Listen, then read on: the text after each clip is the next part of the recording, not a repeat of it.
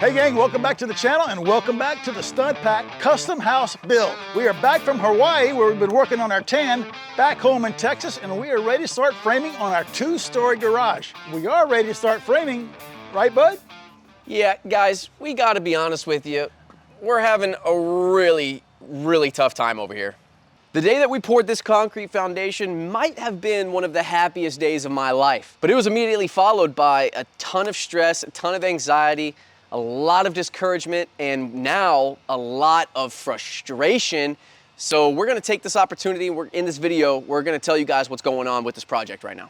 Now, you guys saw the video we put out of this concrete pour. Matter of fact, you guys saw the entire timeline. You saw the whole thing unfold, where it got rained on. We spent a week reclaiming our beams. We had the vapor barrier and the rebar installed once we were good and ready. The forms were in place. And then, of course, the water again. Except the second time it rained, it was pretty minimal damage compared to the first time, wouldn't you say, Dad? Yeah, I agree with that. Yeah, just because the forms were in place, acting as dams, so the water and the dirt wasn't coming in as much. The vapor barrier didn't allow any of the water to penetrate the islands, we call them. And overall, it was just a lot less damage, right? Right. Yeah. I agree with that 100%. And as you guys have seen, the rain has been incredibly hard on us for the entire duration of this foundation project. It's not like we chose to build in the rain. As a matter of fact, before we started this thing, we waited until all the wintry wet stuff went away so we could build in the springtime, because springtime in Texas equals dry weather. Everybody knows that, and our research confirmed that. It just so happens that in the year 2023, the greater Houston area has had way above average rainfall for the season. That's backed up by a ton of graphs. I'll throw some up on the screen so you guys can see that we're not just BSing here. We've had crazy rainfall. Every local we talk to says it's been incredibly wet. All of my neighbors have flooded yards. And through this foundation process, we've been talking to a lot of different companies for a lot of different things. And all of them who are involved with job sites just like this one say that every site that they've visited for the past couple of months has just been wet. So it's not like we're a rare case. I mean, everybody's going through this and we're just powering through it like everybody else. Yeah, in fact, we tried to give the dirt away to a guy and he said he's underwater. He can't take any dirt. Remember that? Yeah, and another guy came and picked up some dirt and he's like, oh man, I didn't know that the dirt was gonna be wet. Dude, what did you expect? I think we've done a pretty spectacular job on our first foundation. Yeah, there's a few things we could have done different. We're learning every day, and everything we learn right here, we're gonna apply to the big house slab. That's right. Right over there in hopefully a few months. Especially compared to all the other slabs in the new construction going on in this area, this slab right here is in a league all its own. Agreed. So if the foundation is good and you have the concrete poured, what's the issue, bud?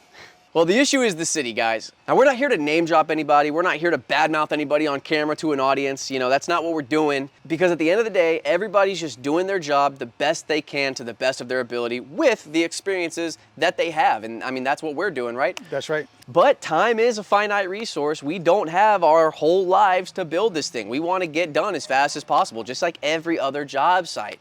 And we're frustrated because we feel like our time is being wasted. So here's the story so far. So the day that we laid our steel and our vapor barrier, that was on a Thursday. I've got the scheduling right here so I can get it all straight. That was on a Thursday, that video. Our pre-pour inspection from the city, which is required, was scheduled for the following Friday morning. But as you guys saw in the video that night at midnight, that 12 a.m. panic video that we put out, that was the Thursday night before the Friday morning of the inspection. Our grade beams filled up with water and it was just a mess. I mean, you guys saw that. But what you didn't see, we got it on camera, but I'm not gonna put it out, was the inspector showing up, standing at that gate, not even coming onto the property. He looked at the site in the condition that it was in with the tarps and the water. He just kind of threw his hands up and he was pretty frustrated, honestly. He told us that he couldn't inspect the beams when they were full of water. We totally understand that and we apologize for wasting his time.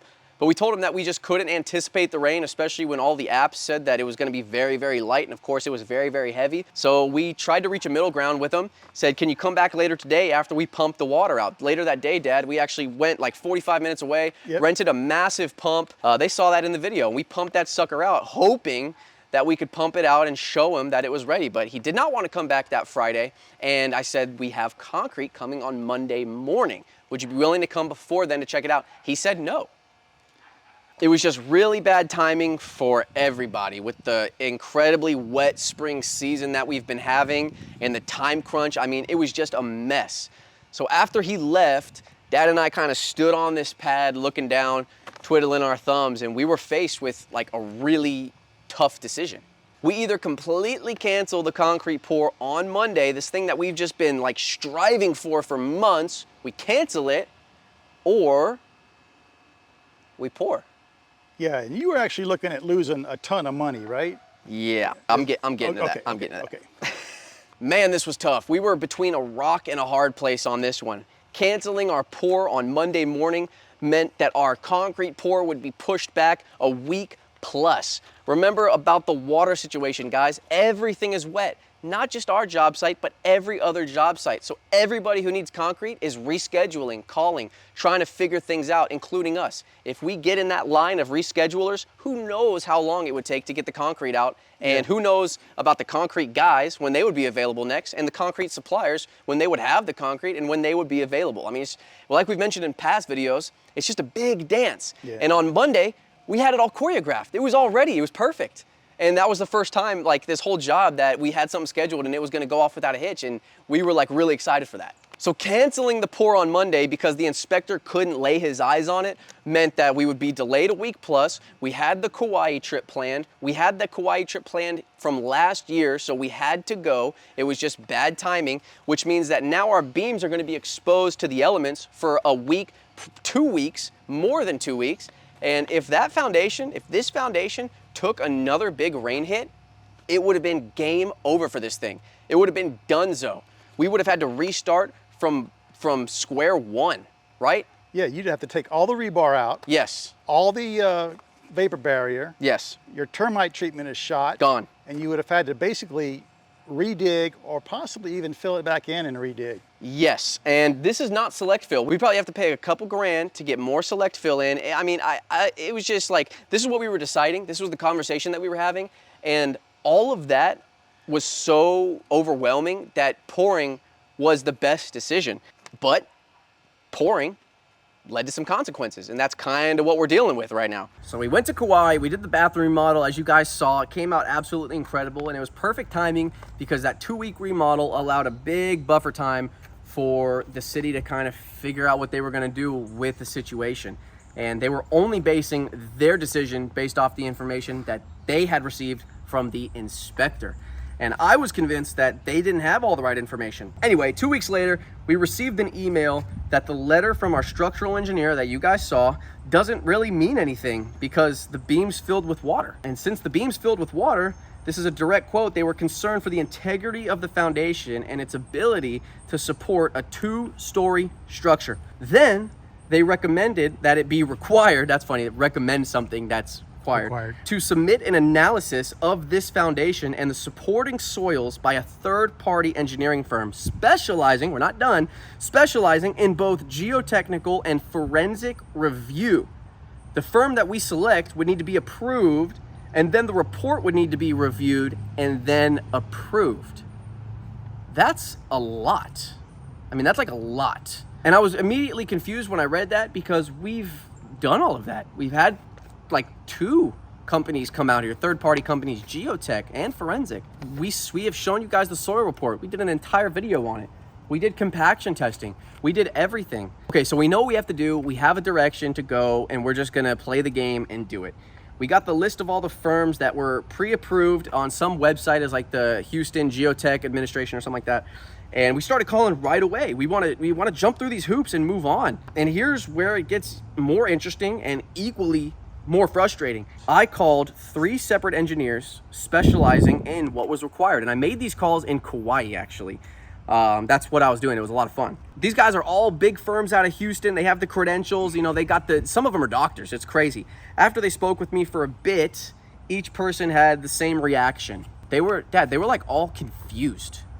I would finish kind of explaining to them the situation, how we came in here and excavated 5 feet of dirt, and the soil report only specified that we had to do 2, but the goal was to remove the permeable sands, right? So we got in here and removed all the permeable sands up to 5 feet when it only asked for 2. We had clay on the whole thing. We brought in $8,000 worth of select fill. We compacted everything. I explained to them the whole thing and that it was documented on YouTube, and everybody who's watching this right now has seen us do all of this. And they were all just like mind blown that somebody didn't think that this thing was structurally sound. I mean, we need to submit an analysis of the foundation and the supporting soils. But you told me you have a soil report for that lot. He's asking for a soil report for after the foundation is poured. And you don't have any compaction report for that. I do, and I sent it to him when we passed 95% on all lifts. Okay, the only thing he's looking for that 5 feet, what kind of material is there, huh? He knows what type of material it is. I sent him the select fill material where we got it from in the report that I sent him. And then what's he looking for then? I don't know. I give you a foundation recommendation, but the thing is, you have that. You have the boring soil testing, and then why we should do it? Because you have a soil test before, you know what kind of soil you got, you have a compaction test. Somebody designed the foundation for you. Yeah, you have a structural engineer to design the foundation. That's right. Okay, and the guy designed the slab on grade. Yeah.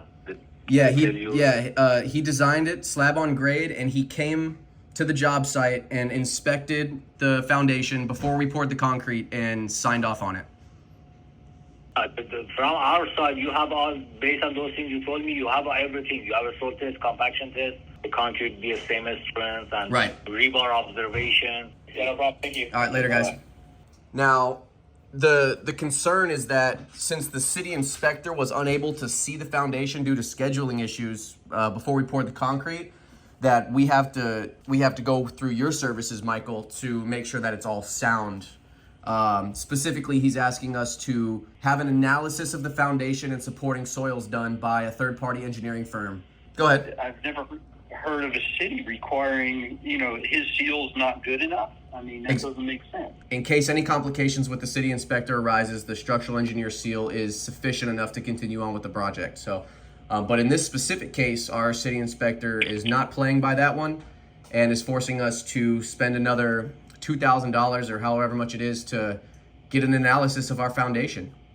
I don't understand. I mean, okay, I'll tell you what. Email me the plans and the city's contact person, and I want to call them and see why. I mean, I've never heard of this in the entire time I've been engineering, that they said an engineer's seal isn't good enough. So if you send me that information, I'll call him and talk to the inspector that said that. Oh, and I forgot to mention, remember, Dad, the night that we were leaving for Kauai, we caught another red eye back to Texas, and there were some really strange winds coming in off the island. So they couldn't take off because the plane was too heavy. Right. So they asked like half the plane to volunteer to stay on the island for an extra night. Yeah. And you guys all volunteered to stay an extra night. But we were out of there. Yeah, but I stayed on the plane because I had to get back and take care of this. And what I was doing was I was actually writing up a 7 to 8 page essay. It was a presentation on everything that we've done for this foundation. I'll put it up on the screen. I went in depth, man. I went back and took screenshots from other videos. I got invoices. I got all the data forms and the analysis of everything. Everything. And I put it together in this beautifully done thing. And I'd never even used that program before, but I learned it so I could just do this. I thought that if I could send it, I remember getting off the plane with your mom and your 2 brothers, and you were sitting there, row 33, all by yourself, buried in your phone, hard at work, and I'm like, there you go, bud. Because that's all I could think about, That's right. So I got here and I sent this 7-page document, this 8-page document to the city, hoping that maybe if they saw all of the time and the effort and the money that went into this thing, that they'd be like, oh, you know what? A little water's not going to hurt that thing. Matter of fact, it's scientifically designed to be compacted to not allow water in. So let's just go ahead and give these guys a break. We like them. They're doing a good job. But is that what happened, Dad? Did they see that email and is that what happened? It is not what happened. And with all the people you talk to, the word that sticks out in my mind? What's that? Over excavated, because we dug it once. Yes. We dug it again. Yes. So there's actually more concrete here than was originally called for. Because remember, we hand dug it twice, right? More concrete that was dug for. And there's more concrete in this garage pad than there are in any house foundation in this entire county. So I don't know. I don't know. I feel like I'm standing on a launch pad for like the Saturn V right now. Yeah. Or the space shuttle or whatever. Me too. Well, if we can't build this house, then we'll just pivot and be rocket engineers, and we'll just start building rockets. So I sent them this report. They didn't care. They wanted this analysis done. They still want it done to this, as we're speaking right now. So I spent days calling these firms, guys. I mean, I spent days calling these firms, and I got no's from all of them. They either thought that it was a waste of time to come out here and do an analysis on a foundation that they could just hear over the phone was plenty strong enough. They thought it was a waste of time, or they didn't want to get involved what was clearly just a hoop that we need to jump through to make these guys happy, I guess. So they didn't want to get involved with that. And I can't blame them, but it is really frustrating when it's like you have to do this to move forward. Here's who you should call. And then you call them and everybody tells you no, and then what do you do? So that's where we're at. Probably a couple lawyers in the comments right now being, you should get that in writing. If they said that it was ridiculous, you should get that in writing. I tried. I asked these guys if they could send me an email saying, hey man, this is ridiculous, this is a lit foundation, this is fantastic, there's no way that any other analysis needs to be done on this thing. None of them would be willing to send me an email, probably for legal reasons. I totally understand. It just would have been nice, and we tried to get it in writing. So now I'm left wondering who to call, because all of the recommended firms out of Houston, these guys with doctorates and all these engineers, they don't want to get involved. So now I'm left wondering who to call. So I call the soil guy. His name is Sam. He's a legend. He was in charge of the boring that was done originally way back in September of 2022 when we first had the report done on this house. I called him up. I asked him what he thought. He agreed with everybody else. He said it was absolutely ridiculous, but he was willing to email the city. So just getting somebody to send an email at this point is a massive victory for us. He was willing to email the city, and that was actually yesterday. Yep. And that's where we're at, guys. And you know what, Dad? One thing that Sam brought up that I thought was really interesting is, say you do an analysis on this foundation. Well, there's only like 2 or 3 ways you can really do that. If you want to do a compaction test, you need that nuclear density gauge to stick in the ground, but you need enough room for that machine that they saw in the video. So you would have to be cutting a 2x2 square out of our slab. And what do you cut concrete with, Dad? A diamond blade. Okay, and can you just cut concrete with a diamond blade and just be good? You got to use water. Yeah, you got to cool off the blade. So it's like we're scared that the water compromised the structural integrity of this foundation, but in order to verify that the integrity of the foundation is good, you need to introduce water to it. Like, what do we do? What are we talking about? It's so crazy. So that's one way. The second way is that they come in with the boring machine. On the soil report video, I showed a quick clip of one. If you don't know what they look like, they're super cool machines. And they come in here and they just drill straight through, but these things are big. These machines are big. And Sam said that he's not comfortable, even though it'd probably handle it, he's not comfortable driving that big old machine right up here on this slab and boring a concrete sample plus a soil sample for an analysis. He said it's not worth the risk. If you've had all of these tests done, it's not worth the risk. You know the other thing on that call that stood out to me? What's that? He said if you compacted it at 95%, it's not going to absorb that much water anyway. That's why you compact it. He said one of the biggest reasons that you compact soil and select fill is to fend off water, because water can't penetrate something that's been compacted in 95% or more. And we actually have 2 spots on the slab that were 95%, but we have multiple spots that I'm standing on that were compacted in 98 and 99%. So how's water gonna get in there? It's not. That's the simple answer. So the question is, where are we as of today? Well, I'm hashing it out in emails, guys. I don't like emails because it feels like you're talking 1 sentence per day. You can't get anything done. It's 1 sentence, you send it, you get a response, maybe that day if you're lucky, but the next day at best. It's 1 sentence communication, so that's why it just takes weeks to tackle these things, which is why we're so frustrated, because we want to get started on the framing. We just can't. We just can't. So this whole thing has just been a massive headache. Again, we were so stoked when this foundation was poured, and we thought we'd have the 1st and 2nd floors up by now. We've got some awesome news regarding the framing and people who are involved with this build. We can't wait to share that with you guys. We can't do it quite yet, but lots of cool stuff on the way. This thing has been a massive headache so far, and I know that this video might seem like we're complaining or whining or, not taking responsibility for our actions, meaning we poured the concrete without, all of that. That's not what this is. We just really feel guilty when all of this is going on behind the scenes. You guys are left in the dark watching, God knows what. And we're just here email battling people. That's really what it is. So we just felt like we owed an explanation to you guys, and we wanted to update you guys on where we're at with this thing. And man, are we excited to move forward, but we got to get this handled first. We don't know when it's going to be handled, and we really don't know how it's going to be handled. Hopefully by the end of the week. What do you think? No. No way? No way. No way. So that's what it is, guys. Really sorry. We're trying. We're learning a lot. It's so hard building a house. It's not easy. And we will make sure, you know, we need to contact like NASA next time so they can give us an accurate reading on this weather. Matter of fact, today, as we're filming this, there was a massive tornado that just ripped through a nearby town. So That's right. the weather's been crazy, guys. We're doing everything we can. We're going to keep you updated. When we know something, you're going to know something. And sign us off. That's right, Jordan. And if you guys are as excited for us to build this garage as we are, make sure you smash that like button. Please subscribe, and we're going to see you right here at the Stud Pack Custom Build on the very next video, hopefully with a big update on the framing. Hopefully.